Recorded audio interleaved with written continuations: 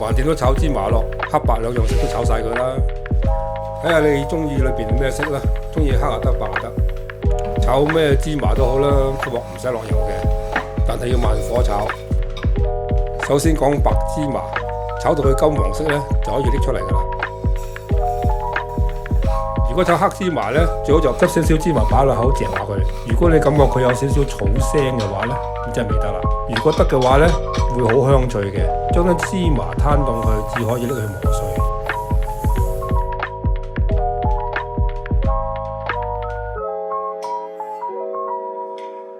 啲芝麻唔可以磨得太粉嘅，大約係啲芝麻1開2咁上下，食落去呢就會有啲口感嘅。首先將啲糖同埋芝麻撈勻佢先，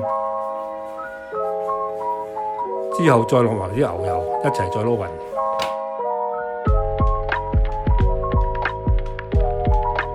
撈勻後擺落雪櫃雪半個鐘頭，就可以攞出嚟將佢搓成波仔。如果黐手嘅話呢，就將少少水濕落隻手嗰度，就容易操作啲嘅。搞掂之後擺雪櫃備用。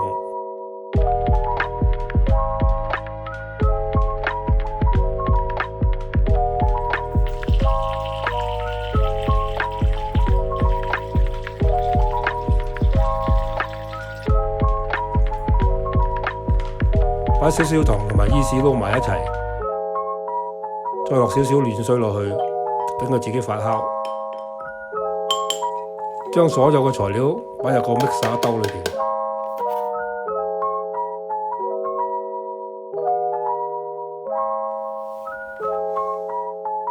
啲伊士發酵10分鐘左右就可以用得啦。擺啲伊士落去，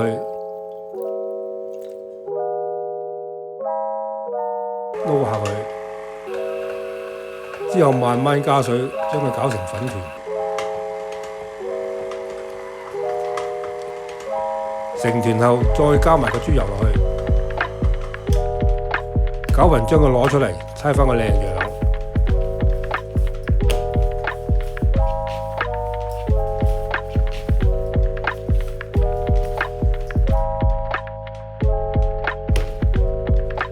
攞保鮮紙冚住佢，坐15分鐘。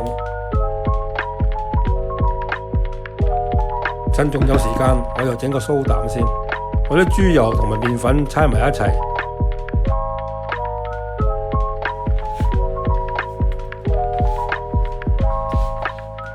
唔黐手就得㗎啦。將個粉團攞出嚟，搓返個靚樣。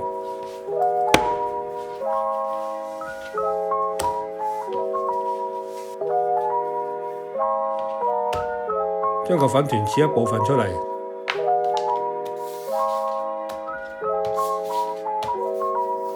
將佢搓長，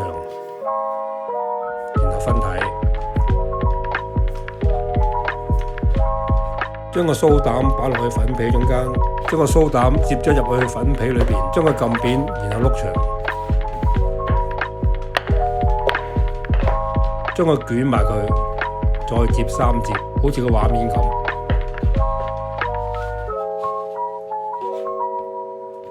整好後呢，就將佢撳扁，然後反轉佢，將佢開圓佢，中間厚側邊薄，咁就可以包得啦。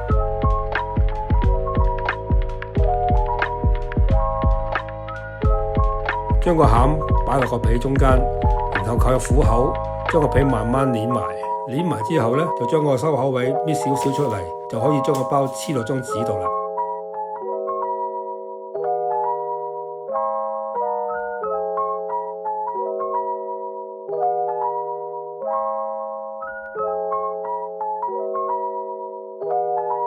整好後就將佢擺去暖嘅地方坐個半鐘頭。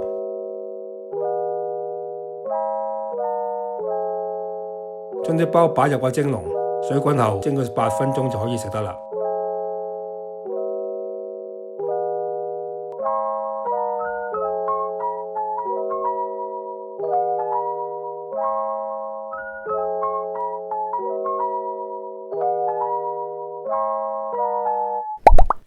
多謝收睇，請 subscribe。